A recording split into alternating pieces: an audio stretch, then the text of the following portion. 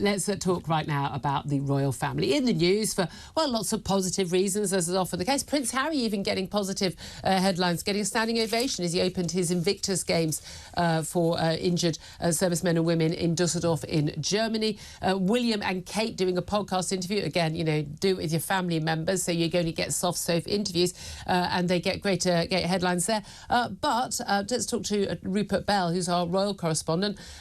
Not such good headlines coming when it comes to what Caribbean nations are claiming they want from the royal family, Rupert.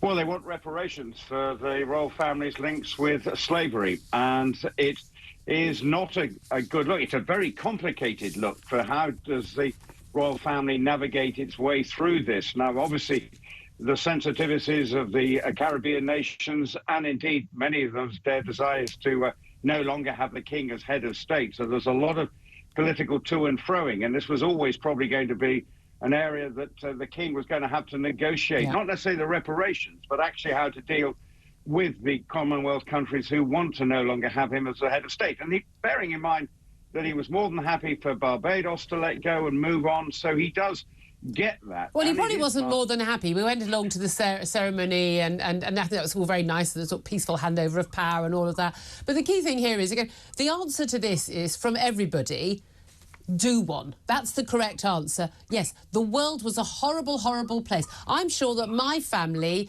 half of them from, you know, the west coast of Ireland, my guess is they'd probably like some reparations for how they were treated by the British government. No doubt the royal family has something to do with that. It is, I mean, we're also looking at the Caribbean nations looking for money from the Church of England because they made money from slavery. Lloyd's of London, the insurers who insured the slave boats. Yes, it was a horrible, horrible time. But, you know, when are we getting reparations from the Danes for what the Vikings did? When are we getting reparations for what the Romans did from the Italian government? When is anyone going to ask reparations from the African nations that happily sold African slaves to the slave traders? I mean, this is such an absurdity. And the fact that it's treated as a serious topic by people and not just, people don't just say, shut up, this is ridiculous. You're talking about something that happened 200 years ago. No one is paying reparations for it now.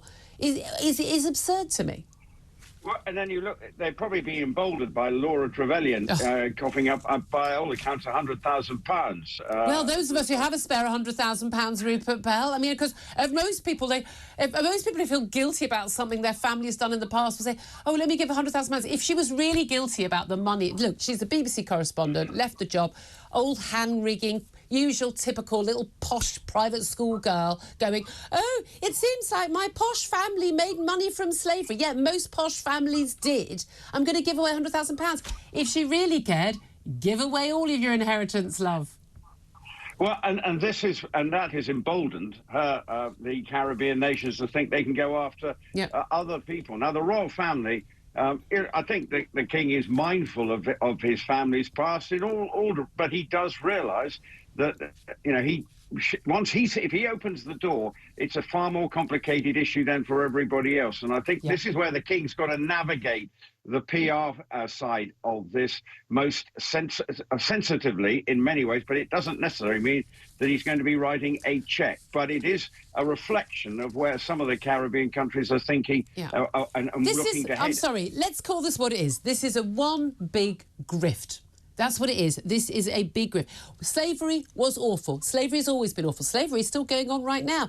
The vast majority well, not vast, but every single empire, every single country was involved in slave trade at some point. Britain, by the way, was the one country that ended what was a profitable slave trade for us.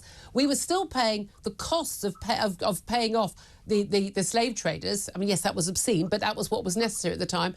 Even a few years ago, we were still paying that off as a debt. I mean, we have nothing to be ashamed of in this country. And I think that is that has to. The royal family would have overseen all that when Queen Victoria was on the throne. There was a lot going on, and Britain was at the forefront.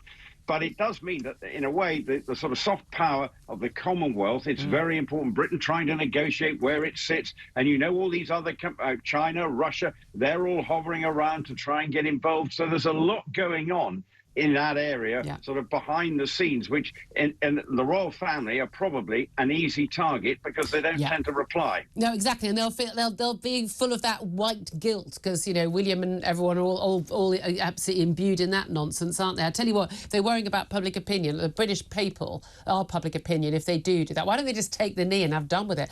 Rupert Bell, our royal correspondent, thank you very much for that. Bring in James Hill on this. I mean, I genuinely just find this so absurd. It is, and there was a report out last week showing that the UN, they wanted, I think, 11 billion of reparations from the UK. I mean, that's twice the UK's national worth. It's just pick a figure out of the air and, you know, have done with it. But if you have California recently, they voted, I mean, California is completely mad on everything, but they voted for every single person who could actually trace their lineage back through slave trade as opposed to coming of their own volition to America in California should be getting something like, I mean, something like 5 billion or something, some absurd sum each. I mean, it's just insane. The world was really, really horrible for a very long time. It's not so horrible now.